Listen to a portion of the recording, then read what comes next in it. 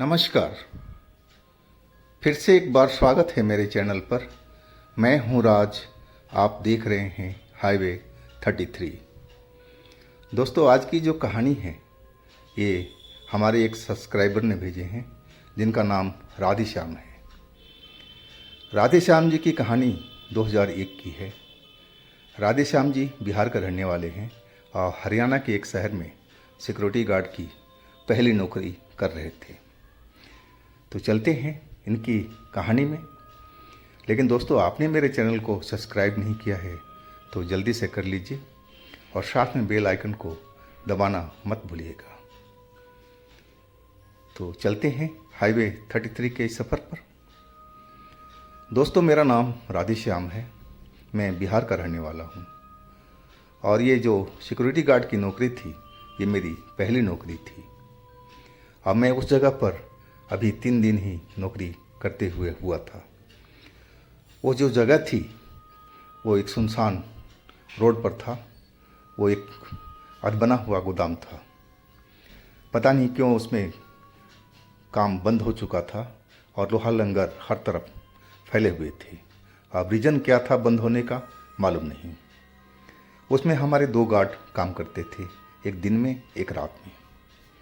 रात वाला रात को 8 बजे से लेकर के सुबह 8 बजे तक करता था और दिन वाला सुबह 8 बजे से लेकर के रात को 8 बजे तक।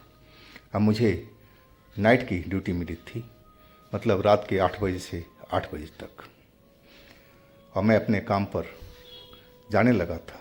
3 दिन मुझे बीत चुका था। वैसे तो वो रोड रात के 10 बजे के बाद में बिल्कुल सुन सपाटा हो जाता था। उसमें कोई आता जाता मुझे दिखाई नहीं पड़ता था।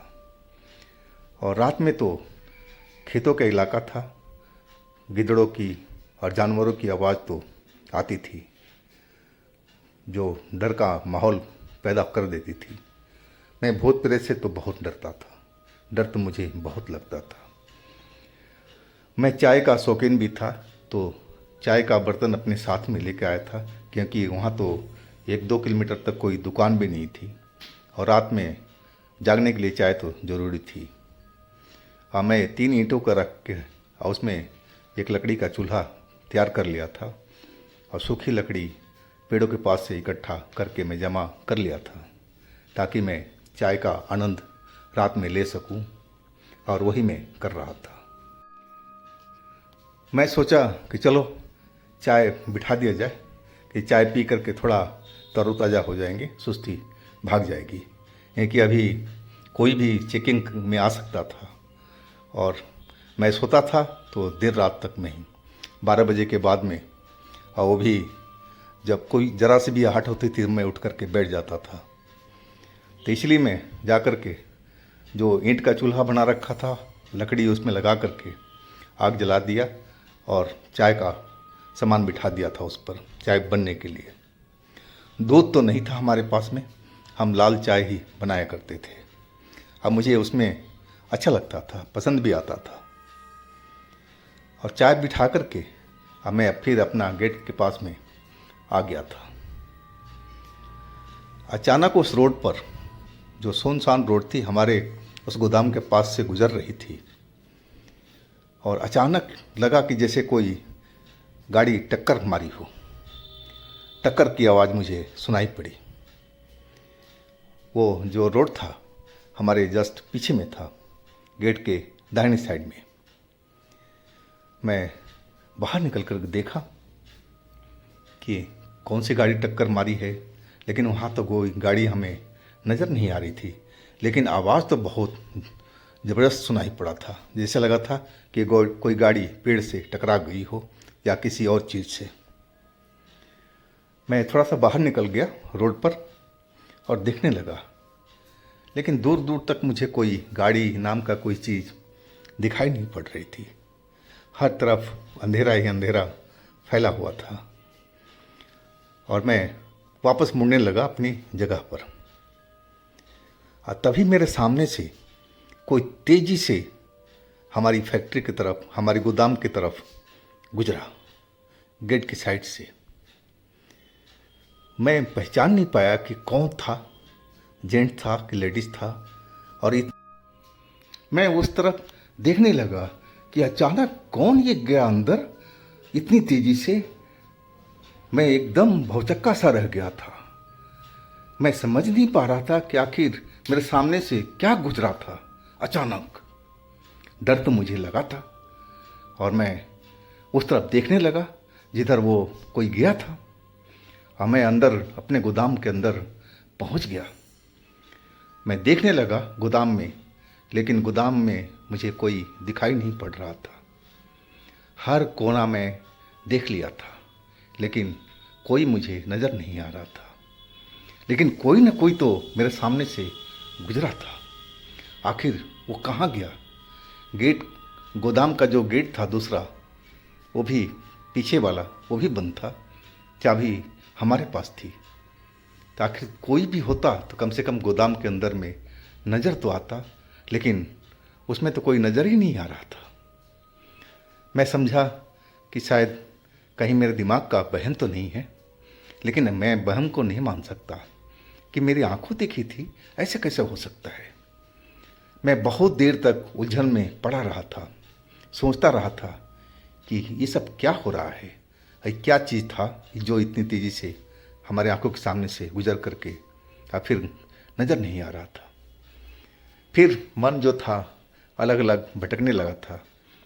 फिर मन कहने लगा कि शायद ये मेरे दिमाग का भ्रम ही होगा। मैं उलझन में पड़ा हुआ अब सोचा कि चलो अब चाय ही बना लेते हैं। और मैं लकड़ी के चूल्हे पर चाय बिठा दिया था। चाय बिठा करके और मैं फिर एक नज़र गोदाम की तरफ देखने लगा कि मैंने जो देखा था वो मेरी नज़रों का धोखा था या फिर मेरा दिमाग का भ्रम था। मैं उस चीज़ में फ़र्क नहीं कर पा रहा था। और मैं चाय का घूंट पीते पीते हुए अपने गेट के पास में बैठा हुआ था। और मैंने कुछ ही घूंट अभी चाय के पिए थे गिलास से, और तभी मेरे सामने में एक औरत, बड़ी बड़ी बाल उसके, और चेहरा बिल्कुल धुंधला धुंधला सा दिखाई पड़ रहा था, लेकिन आंखें जो उसकी थी वो चमकती हुई नज़र आ रही थी। और अचानक मेरे सामने जो बाल नज़र आई, मेरे हाथ से चाय का जो गिलास था छूट गया था। मैं तो भूत प्रेत से पहले ही डरा करता था, और मेरे सामने जो औरत जो खड़ी थी वो तो मुझे भूत ही दिखाई पड़ रही थी, क्योंकि उसका चेहरा जो धुंधला धुंधला नज़र आ रहा था। चेहरा कभी साफ नज़र आता था और कभी धुंधला हो जाता था। वैसे ही उसका शरीर मुझे कभी धुंधला कभी साफ नज़र आने लगा। और देखने में वो करीब 25 से लेकर के 30 साल के बीच की लग रही थी। और सबसे जो खतरनाक उसकी आंखें मुझे दिखाई पड़ रही थी, जो चमक रही थी, अजीब सी रोशनी उसमें से लग रहा कि निकल रही है। मेरे हाथ से तो चाय का गिलास छूट चुका था। अब मैं चिल्ला पड़ा था, अरे बाप रे, तुम कौन हो भाई? बस इतना ही बोला था। और तब तक तो वो औरत अपनी हाथ बढ़ाया और जैसे मेरा गर्दन को पकड़ लिया। और ये सब इतना अचानक हुआ था कि मैं तो संभल भी नहीं पाया था। मैं डर के मारे फिर दोबारा चिल्ला पड़ा, लेकिन वहाँ तो हमारी आवाज़ को कोई सुनने वाला था ही नहीं। दूर दूर तक वो जगह बिल्कुल खाली थी, निर्जन था। रोड सुनसान हो चुका था, तो आखिर हमारी आवाज़ को कौन सुनेगा। और वह औरत अपने हाथों से मुझे हवा में उठा दिया था, मेरे गला को पकड़े हुए, और मेरा दम घुटने लगा था। मैं छटपटा रहा था सांस लेने के लिए, उसके चंगुल से छूटने के लिए, लेकिन वो तो मुझे हवा में कभी बाएं घुमा रही थी, कभी दाएं घुमा रही थी। मेरा वज़न काफ़ी था, मैं हष्ट-पुष्ट नौजवान था, और लेकिन वो तो चुड़ैल थी। वो तो मुझे जैसे कागज़ का मैं तिनका हूँ वैसे अपने हाथों में उठा रखा था और इधर से उधर बाएं से दाएं घुमा रही थी। और उसके चेहरे पर एक अजीब सा मुस्कान मुझे अब दिखाई पड़ रहा था। और सबसे खतरनाक बात थी, उसके शरीर से सड़े हुए मांस की बदबू आ रहा था। मेरी नाकों में महसूस हो रहा था जैसे मैं किसी गटर में खड़ा हूँ या फिर कहीं जहाँ मांस सड़ रहा हो उस जगह पर। और अचानक वो औरत मुझे एक झटका दिया और दूर फेंक दिया। संजोग से मैं उस चूल्हे पर नहीं गिरा, बस चूल्हे के पास ही गिरा था जहाँ मैं चाय का लिए वो लकड़ी जला रखा था, जो लकड़ी अभी तक सुलग रही थी। अब मैं तो एकदम कांप गया था, चोट से नहीं, डर से। डर इतना लग रहा था कि मुझे खड़ा होने की हिम्मत नहीं हो रही थी।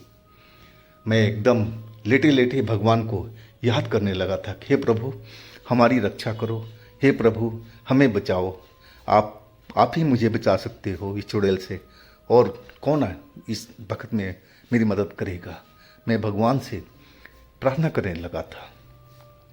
और वो जो चुड़ैल थी अब मेरी तरफ बढ़ने लगी थी दोबारा से, ताकि मुझे फिर पकड़ ले और फिर मुझे या तो मार दे या फिर कहीं दूर पटक दे। अब मेरा ध्यान चूल्हे पर गई जलती हुई लकड़ी पर पड़ी। अब मैंने लेटे लेटे ही और लकड़ी को अपने हाथ में उठा लिया था। आज जैसे ही चुड़ैल मेरे पास पहुंची थी, मैं तो मन में भगवान का नाम ले ही रहा था और जलती हुई लकड़ी को मैंने आगे कर दिया था। आज जैसे ही लकड़ी उसके आगे आई, वो चुड़ैल डर से पीछे हट गई थी। अब मैंने देख लिया कि ये चुड़ैल आग से डर रही है। अब मेरा जो हथियार था अब आग बन चुका था। मैं फटाफट उठ गया। लकड़ी मेरे हाथ में जलती हुई थी, हालांकि अब बुझने लगी थी, लेकिन अंगार उसमें जल रहा था। और चूल्हे में और भी लकड़ी थी जो जल रही थी, और मैंने एक लकड़ी को और निकाल लिया।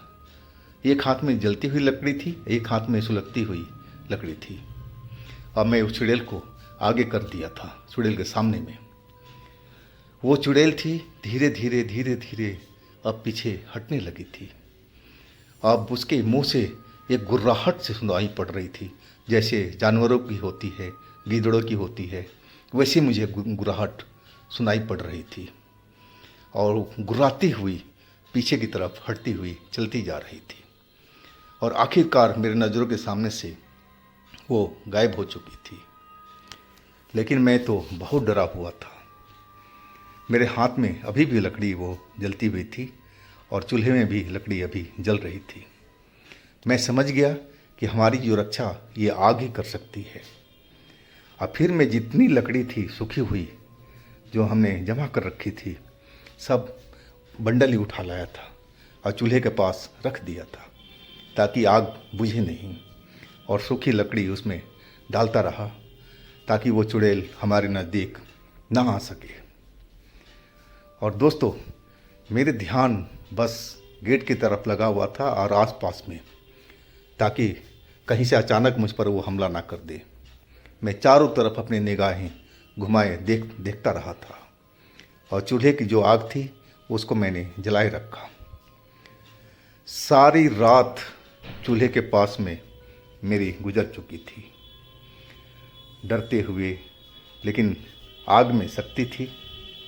आग से वो चुड़ैल डर रही थी, तो मेरा एक तरह से ये रक्षा की थी। आग ने मेरे जान बचाई थी, और भगवान का नाम ने भी, दोनों चीज़ ने मेरी रक्षा किया था। भगवान का नाम लिया था तभी तो मुझे ध्यान आया था कि मैं चूल्हे से लकड़ी निकाल लूँ और चुड़ैल के आगे कर दूँ, और वही मैंने किया था।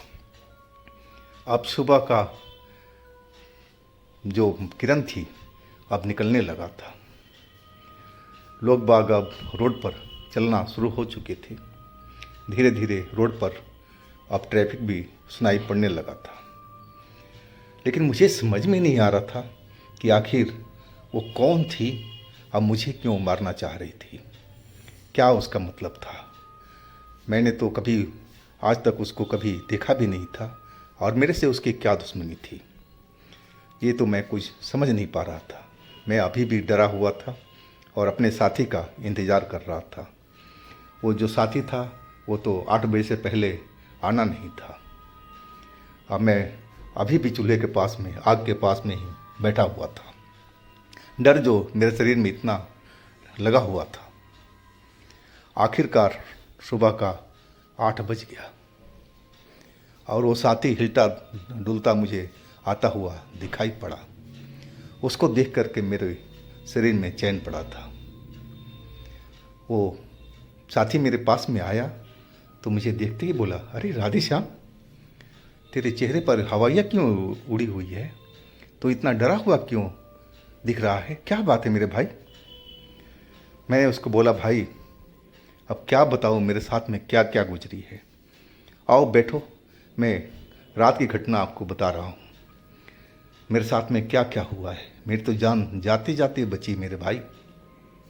वो मेरी तरफ आंख फाड़े देखने लगा, बोला ऐसा क्या हुआ? यानी कि सुनो तो सही।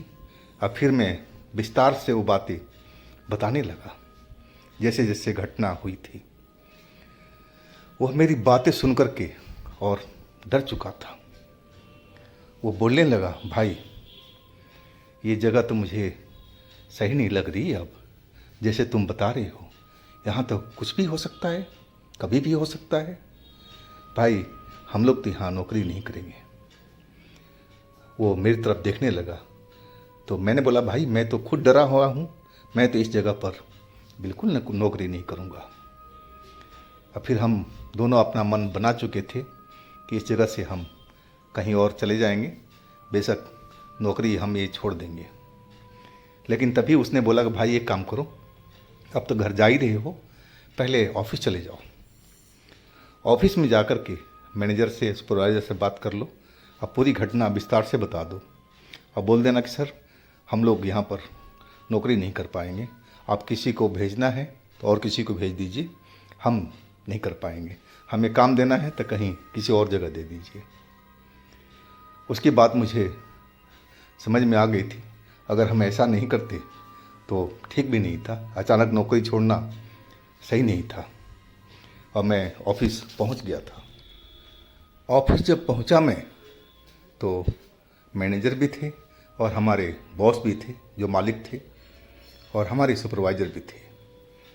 मुझे आता देख सुपरवाइज़र बोले, राधेश्याम क्या बात है, घर नहीं गए, कुछ काम है क्या? नहीं कि जी सर काम है। अब फिर मैं सभी के सामने सारी रात की घटना को बयान करने लगा था। मेरी बात सुनकर के मैनेजर बीच में डांटने लगे, बोले ऐसा थोड़ी होता है, तुमने कोई सपना अपना देखा होगा, तुम सो रहे होगे। वो मुझे डांटने लगे थे।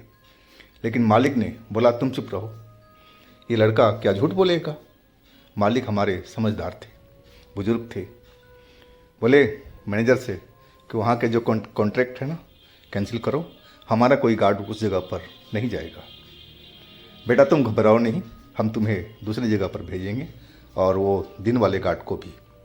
तुम निश्चिंत रहो, अपने घर जाओ और शाम को आ जाना 5 बजे के आसपास, हम तुम्हें बता देंगे कि कहाँ जाना है। उनकी बात सुन करके मुझे बहुत तसल्ली हुई कि मालिक मेरा दुख दर्द को समझ रहे थे। लेकिन मैनेजर तो मेरे से लड़ने पर आ गया था। उसको विश्वास ही नहीं हो रहा था कि जो मैं बोल रहा हूँ वो सब झूठ है। लेकिन मालिक ने हमें आश्वासन दिया था और उन्होंने पूरा भी किया। हमें दूसरी जगह पर जॉब मिल चुकी थी। इस घटना को तो बहुत साल गुजर चुके हैं, लेकिन जब भी मेरे जहन में ये घटना याद आता है तो मैं डर जाता हूँ। आखिर उस चुड़ैल को मुझसे क्या दुश्मनी थी, क्यों मुझे वो मारने पर उतारू थी। तो दोस्तों ये था आज का कहानी, आज की घटना राधेश्याम जी का। अगर आपके पास भी इस तरह की कोई अपनी आप बीती है, कोई घटना है, तो आप हमें इंस्टाग्राम पर या मेरे व्हाट्सएप नंबर पर ज़रूर शेयर कीजिएगा। और मेरे दोस्तों, मेरे दूसरे चैनल पर भी अच्छी अच्छी कहानियाँ हमने डाली हुई है, तो एक बार आप लोग उस चैनल पर जाइए और कहानियों का मज़ा लीजिए।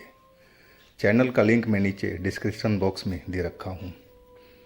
और आप लोग मेरे इस चैनल को भी सब्सक्राइब कीजिए, लाइक कीजिए, शेयर कीजिए।